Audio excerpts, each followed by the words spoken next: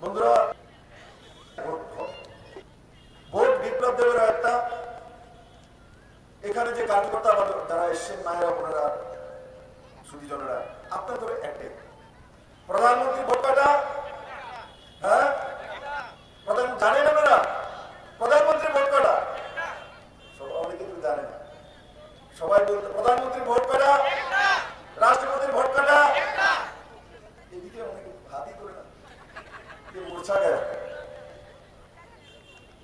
প্রধানমন্ত্রীর ভোট কাটা, রাষ্ট্রপতির ভোট কাটা, বিপ্লব দেবের ভোট কাটা, বক্সনগরবাসীর ভোট কাটা একটা। এবার ভোটের মূল্যায়ন শিখতে হবে। কেমন? ভোট আমারও একটা, ভোট আপনারও একটা। যদি মূল্যায়ন করতে পারেন তো আপনার ভোটের মূল্য বিপ্লব দেবের মতো। যদি মূল্যায়ন করতে পারেন তো আপনার একটা ভোটের মূল্য রাষ্ট্রপতির ভোটের মতো। আর যদি না মূল্যায়ন করতে পারি তাহলে কি হয়? 25 বছরের বামফ্রন্টের সরকার। যদি না মূল্যায়ন করতে পারি তাহলে কি হয়? এই রাজ্যে জোর সরকার, যেটা ক্যাসেট বাজিয়ে 25 বছর বামফ্রন্ট ক্ষমতায় আছে। ভোট মূল্যায়নের করার পালা। নরেন্দ্র ভাই মোদীর নেতৃত্বে কেন্দ্রের তৃতীয়বারের সরকার হচ্ছে, ভারতবাসী বলে না, ইন্টারন্যাশনাল সমস্ত দেশ, সমস্ত দুনিয়াবাসী বলে।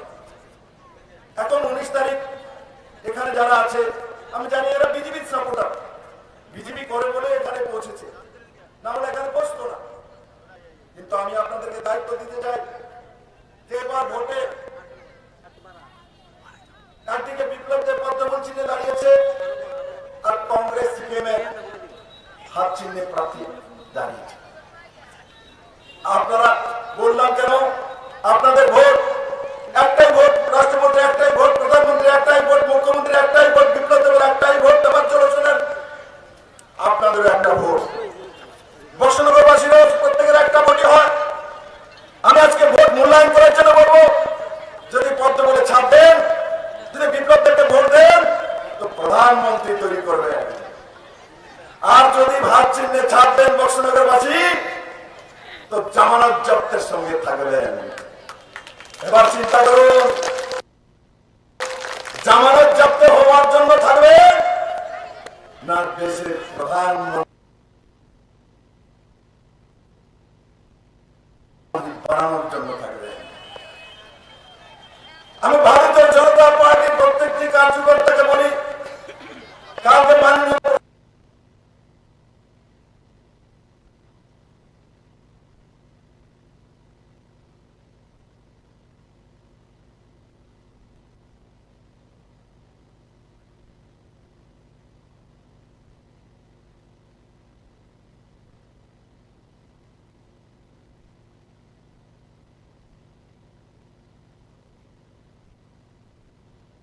প্রধানমন্ত্রী নরেন্দ্র ভাই মোদী জামানত জব্দ করার জন্য ভোট দেবেন, জামানত জব্দ হওয়ার জন্য ভোট দেবেন, নিজের মান ইজ্জত ডুবানোর জন্য ভোট দেবেন, না দেশের প্রধানমন্ত্রী নির্মাণের জন্য ভোট করবেন?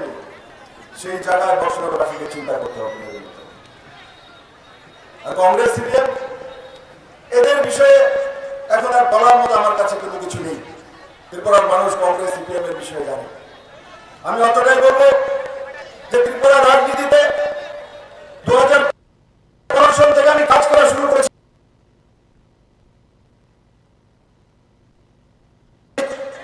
এখনো ত্রিপুরা রাজনীতিতে কাজ করি।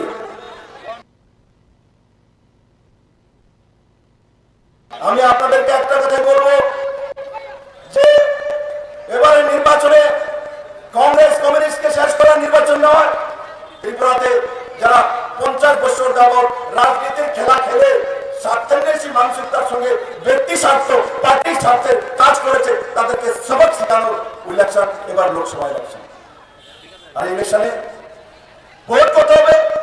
যদি কেউ ভাবে 70%, 80% ভোট করবো, সেই জায়গা না যাওয়া, 95% ভোট করা আর দেখিয়ে দেওয়া এই কংগ্রেস সিপিএম নামধারী যারা ছিল এরা ত্রিপুরা ডেভেলপ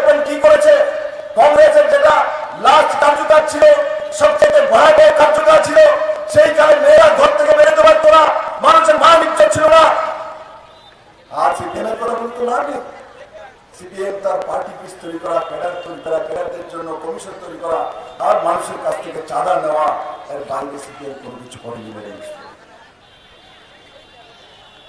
আজকে বেরোয়াচল থেকে যে রোড হচ্ছে বক্সনগরবাসী 12,000 লোকের যে চলার রাস্তা হচ্ছে, ওই কমিউনিস্টের সমর্থ সে রাস্তা তৈরি হয়নি।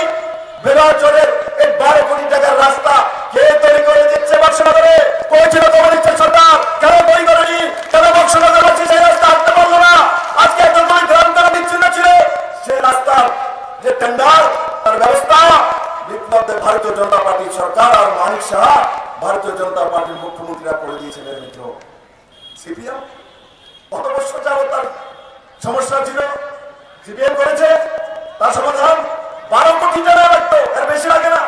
কিন্তু সিপিএম জানে যত বেশি বক্সনগরের মানুষকে অসুখে রাখা যাবে, যত বেশি প্রবলেমে রাখা যাবে, তত বেশি তাদের কাছ থেকে ভোট নেওয়া যাবে। ভোট ব্যাংক পলিটিক্স, এর বাইরে কমিউনিস্ট কিচ্ছু করে নির্মিত। তাই আমি বক্সনগরবাসীকে বলবো যে আপনারা এই বিগত দিনে কংগ্রেস সিপিএম এর যে রাজনৈতিক খেলের নামে ত্রিপুরার মানুষকে হয়রানি করা, ত্রিপুরার মানুষকে বেরুকো বানানোর কার্য করেছে, তার কারণ হচ্ছে ত্রিপুরাতে নেতৃত্বের অভাব ছিল, নেতৃত্বের অভাব ছিল। আর এই কমিউনিস্টকে হারাতে পারছিল না কংগ্রেসের নেতৃত্ব। তার কারণ কি? যে কমিউনিস্ট মাত্র 6 বছরের মধ্যে কংগ্রেসের হাত থেকে ভোট দেওয়ার জন্য তৈরি হয়ে গেছে, এই কমিউনিস্টের রাজত্বকালে এই কংগ্রেসী নেতৃত্ব ত্রিপুরাতে ছিল, এরা কোনোদিন এই কমিউনিস্টকে হারাতে পারেনি। তার কারণ এরা সবসময় কমিউনিস্টের বি টিমে ছিল, তাদের কাছ থেকে সুবিধা নিত, তাদের কাছ থেকে জমি নিত, তাদের কাছ থেকে চাকরি নিত, তাদের কাছ থেকে পিডব্লিউডি ঠিকাদারি নিত, কন্ট্রাক্টরি নিত। তার জন্য এরা কোনোদিনই কমিউনিস্ট মুক্ত ত্রিপুরা বানাতে পারেনি। কিন্তু বিপ্লব দেব, অমিত ভাই শাহ, নরেন্দ্র ভাই মোদী, আমরা কমিউনিস্টের কাছে কোনো কিছু নেইনি, মানিক বাবুর কাছ থেকে কোনো কিছু নেইনি, নিয়েছি। বিপ্লব দেব নিয়েছে, বিপ্লব দেব না নিয়ে কাজ করে না, না নিয়ে কাজ করে বিপ্লব নিয়েছি না। আমি নিয়েছি ত্রিপুরার মানুষের কাছ থেকে, যেটা কমিউনিস্ট কংগ্রেস কোনোদিনও নিতে পারবে না, আর কোনোদিন নিতেও সেখানে আমি নিয়েছি। ত্রিপুরার মানুষ থেকে আদর, ভালোবাসা, আশীর্বাদ আমি নিয়েছি আমি। আজকে আমার কাছে যে এত মানসিক মনোবল আছে, সেটা আপনাদের দোয়া, আপনাদের আশীর্বাদ, আপনাদের ভালোবাসার কারণে। মিত্র আমাকে বলে মানুষ বিপ্লবদের কি খায়, কোথা থেকে এনার্জি আসে? বিপ্লবদের মানুষের ভালোবাসা পেয়েছে, আশীর্বাদ পেয়েছে, দোয়া পেয়েছে। জাতি জনজাতি, হিন্দু, মুসলিম, খ্রিস্টান, বৌদ্ধ, জৈন, আমি 4 বছর 2 মাস মুখ্যমন্ত্রী ছিলাম। কেউ বলতে পারবে না আমি ধার্মিক কারণে কাউকে লোকসান করেছি, কেউ বলতে পারবে না জাতিগত কারণে আমি কাউকে লোকসান করেছি, কোন যুবা বলতে পারবে না যে কোনো জাতিগত কারণে আমি কাউকে লোকসান করেছি। আমি এক সুন্দর ত্রিপুরা, শক্তিশালী ত্রিপুরার স্বপ্ন দেখেছিলাম, এক সমৃদ্ধিশালী ত্রিপুরা বানানোর স্বপ্ন দেখেছিলাম, মহিলাদেরকে সশক্ত মহিলা দেখেছিলাম। এসএসজি গ্রুপের মাধ্যমে মহিলারা লাখপতি দিদি হোক, আমার নজওয়ান ছেলেরা রোজগার করে সেলফ হেল্প গ্রুপের মাধ্যমে নিজেও রোজগার করে অন্যকে রোজগার দেয়।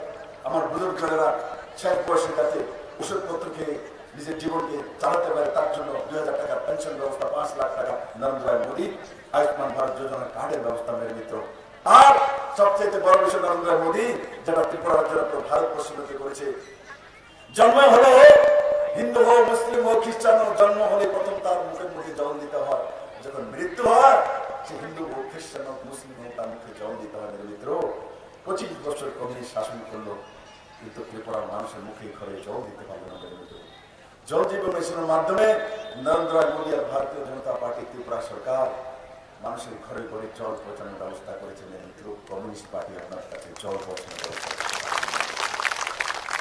যে পার্টি 25 বছর ক্ষমতায় থেকে মানুষের কাছে জল পৌঁছাতে পারে না। মৃত্যুর সময় জল লাগে, কবরে যাওয়ার আগেও জল লাগে, শ্মশানে যাওয়ার আগেও জল লাগে, জন্ম হলো জল লাগে। মেরে কমিউনিস্ট মিত্ররা আমার সুন্দর ত্রিপুরাবাসীকে জলের ব্যবস্থা করতে পারবে না। মিত্র, আমি যদি আপনাদেরকে জিজ্ঞাসা করি জল জীবন মিশনের মাধ্যমে কার কার বাড়ির মধ্যে জলের কানেকশন আছে, তার হাত উঠাবেন।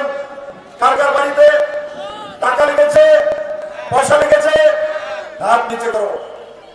কমিউনিস্ট থাকাকালীন 2018 আগে কার কার বাড়িতে জল ছিল, তারা হাত উঠাতো। কেউর বাড়িতে নেই। মানিক বাবু দেখে যান, আপনি গর্ভবতী, আমি 4 বারের মুখ্যমন্ত্রী, আপনি ঘমন্ড দেখান, আপনি অহংকার দেখান, জল দিতে পারলেন না মানিক বাবু। এই মহিলাদের রান্না করে জল দিতে পারলেন না, তাদের গ্লাসের মধ্যে জল দিতে পারলেন না। 25টা বছর শাসন করলেন মেরে মিত্র, এক চেয়ে দুর্ভাগ্য বিপ্লবের কোনো কিছু নেই। কিন্তু আমি কথা দিচ্ছি, বিপ্লব দেব আছে, মুখ্যমন্ত্রী ছিলাম, এখন এমপি বানাচ্ছেন। বিপ্লব দেব যেটা ত্যাগ করেছিল ত্রিপুরাকে সর্বশ্রেষ্ঠ রাজ্য বানাবো, বানিয়ে থাকবো। আমার সঙ্গে মোদী আছে, অমিত শাহ আছে, জেপি নাড্ডা আছে, ত্রিপুরা নিশ্চিত সর্বশ্রেষ্ঠ রাজ্য হবে। কারণ কি, কালকে অমিত শাহ এসছেন, তোমার কাছে বলেছেন ত্রিপুরাকে সমৃদ্ধিশালী রাজ্য আমি বানাবো। তাই আমি আশা করি সমস্ত বক্সনগরবাসী, আজকে আমি এখান থেকে যাওয়ার পর প্রত্যেকটি বাড়িতে যাওয়া আর প্রত্যেকটি বাড়িতে গিয়ে বলা যে ভোট আমাদের একটা ভোট, রাষ্ট্রপতির একটা ভোট, প্রধানমন্ত্রীর একটা ভোট, বিপ্লব দেবের একটা ভোট, মুখ্যমন্ত্রীর একটা ভোট, তপজ্জনের একটা ভোট, আমাদের একটা ভোট। আমাদের ভোট মূল্যবান ভোট আমরা প্রধানমন্ত্রী তৈরি করার জন্য দেব, আমরা জামানত জব্দে বদনাম হওয়ার জন্য দেব না। তাই আমার সমস্ত বক্সনগরবাসীকে নিবেদন থাকবে, আমার ভোট দেব তো সম্মান বাঁচানোর জন্য দেব, প্রধানমন্ত্রীকে দেব। এদের সঙ্গে গিয়ে জামানত জব্দে মানিজ্য খবরের জন্য আমরা ভোট করবো না। পারবেন? পারবেন যেটা বলেছি আমি? গ্রামে গিয়ে পারবেন? হাত তুলে তো কে কে পারবে? তোমরা পারতাম পুরো বেরিয়েছ, অহনের উপরে টেকে থাকা, অহন যায় না বলে, এক করে থাকতাম না বলে। এদিকে যারা রাস্তার বাইরে দাঁড়িয়ে আছে, বাউন্ডারির বাইরে পাবো, পারবেন? সবাই পারবে। দেখো দেখো তোমার বক্সনগর কিতনা সুন্দর है। এই বক্সনগরবাসীকে দেখে দাও, আমাদের বাবা, এই বক্সনগরবাসী আপনাকে 19 এপ্রিল দেখাবে। বক্সনগরবাসী রেকর্ড করবে, তোমার রেকর্ড ভেঙে মোদির জন্য রেকর্ড তৈরি করে ও বক্সনগরবাসী নিজের ভোটের সেই জবাব দেবে। তাই আমি এই বক্সনগর সমস্ত ভারতীয় জনতা পার্টির কার্যকর্তা এবং নাগরিকদেরকে বলি, বন্ধু, ভালোবাসা আমাকে দিয়েছেন, ইজ্জত আমাকে দিয়েছেন, আশীর্বাদ আমাকে দিয়েছেন, দোয়া আমাকে দিয়েছেন। আপনারা বিপ্লবদের কাছ থেকে সমহারে দ্বিগুণে তা পাবেন, তার গ্যারান্টি বিপ্লবদের মোদী, নরেন্দ্র মোদী আছেন। আমি আপনাদেরকে বলতে চাই, আগামী 17 এপ্রিল নরেন্দ্র মোদী আস্তরণ ময়দানে আসছে। কে কে যাওয়ার ইচ্ছা তারা হাত উঠাতো, নিচে করুন। কার কার যাওয়ার ইচ্ছা নেই? হাত লোক কে কে যাইতে হাত সবই হোক, তারপর লোককে দেখো, ভিডিও করো। আমি কালকে দেখি আমি সব কিছু দিই, আর কালকে যদি না যায় তো দেখ নাম না একটা একা। আমি মারবো আপনাদেরকে, বিশ্বাস হয়? বিপ্লব দেব কোনোদিন ত্রিপুরার মানুষকে মারতে পারে না। বিপ্লব দেব ত্রিপুরার মানুষের ভালো করতে জানে, ভালো করার অভ্যাস আমার মধ্যে আছে। আমি কোনোদিনই নাকার পর কাজ করি না। হ্যাঁ, ত্রিপুরার মানুষের, ত্রিপুরার ডেভেলপমেন্টের যারা ক্ষতি করেছে তাদেরকে আমি ছাড়ি না, এটাও প্রমাণ আছে আমার কুণ্ডলীর মধ্যে আছে। যারা যে মানুষের লোকসান করবে, রাজ্যের লোকসান করবে, রাষ্ট্রের লোকসান করবে, তাকে বিপ্লব দেব কোনোদিনই ছাড়বে না, তারা জেলের রাস্তা দেখা তার প্রমাণ আছে। তাই আমি সমস্ত বক্সনগরবাসীকে আবারও বলবো, 19 এপ্রিল সেই দিনটা খেয়াল রাখা, ইতিহাস তৈরি করুন। বক্সনগর থেকে ইতিহাস তৈরি করুন। তপজ্জলকে জিতিয়ে ইতিহাস তৈরি করেছেন, এবার নরেন্দ্র ভাই মোদীকে জিতিয়ে প্রধানমন্ত্রী তৈরি করে বক্সনগরের ইতিহাস তৈরি করবে। একবার আমার সঙ্গে 2 হাত তুলে বলুন, ভারত মাতা কি জয়।